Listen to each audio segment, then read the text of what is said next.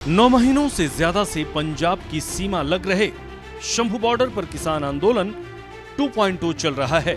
इसी कड़ी में किसान संगठनों की ओर से 6 दिसंबर दिल्ली की ओर पैदल कूच करने का ऐलान किया गया है। इसे लेकर कैबिनेट मंत्री अरविंद शर्मा का बड़ा बयान सामने आया है, जिसमें उन्होंने किसानों से दोबारा अपने फैसले पर विचार करने की अपील की है। मैं किसान भाइयों से, आदरणीय किसान भाइयों से अपील करता हूं कि जितना ध्यान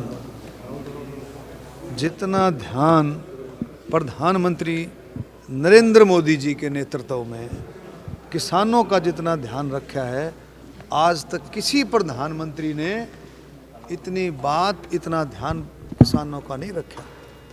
हरियाणा सरकार ने नायब सैनी जी के नेतृत्व में 24 फसलों पर एमएसपी, जो सबसे बड़ी मांग थी, किसानों की सबसे बड़ी मांग थी कि हमारी फसलों की खरीद एमएसपी पर हो, तो 24 फसलों की खरीद एमएसपी पर देना कोई छोटी बात नहीं।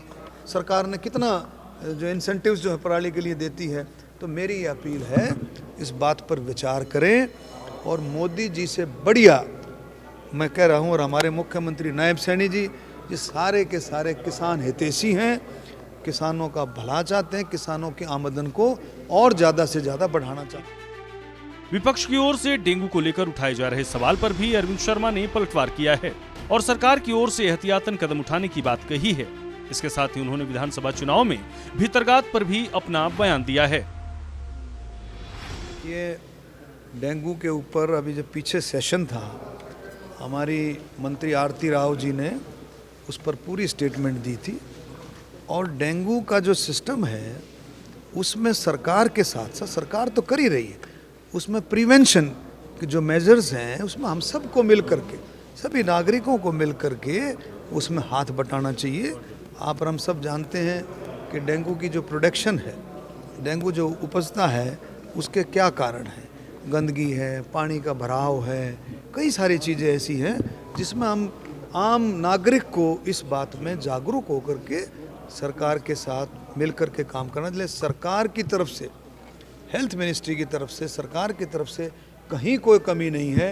कहीं छिड़काव की बात है, कहीं देख रेख की बात है, कहीं हॉस्पिटल्स में कोई और देख रेख की बात है, उसमें बहुत अच्छे तरीके से सरकार काम करे। ये सरकार, पार्टी बहुत जागरूक है इस बारे में, और पार्टी की भी नॉलेज में सारी चीज़ें हैं, सरकार की नॉलेज में चीज़ें हैं, वो अपने हिसाब से सारा एक्शन प्लान करता है। वहीं उन्होंने महाराष्ट्र चुनाव में मिली जीत पर भी अपनी प्रतिक्रिया दी और विपक्ष की ओर से ईवीएम पर उठाए जा रहे सवाल पर भी पलटवार किया। महाराष्ट्र चुनाव में आपने सबने देखा कितनी बड़ी जीत महाराष्ट्र में हुई है, और हमारे मुख्यमंत्री जी ने भी उसमें कितना बड़ा पार्ट प्ले किया। और मैं महाराष्ट्र की जनता को बार बार बधाई देता हूं कि उन्होंने मोदी जी के नेतृत्व में जो एक विश्वास, जो ये एनडीए की जो पीछे सरकार चली, हमारे शिंदे साहब के नेतृत्व में, अजीत पवार जी, देवेंद्र फडणवीस के नेतृत्व में जो सरकार चली, उसी का विश्वास था मोदी जी के नेतृत्व में कि जो कहा वो किया। तो मोदी जी का एक बिल्कुल है कि मोदी जी की गारंटी जो कहते हैं वो करते हैं।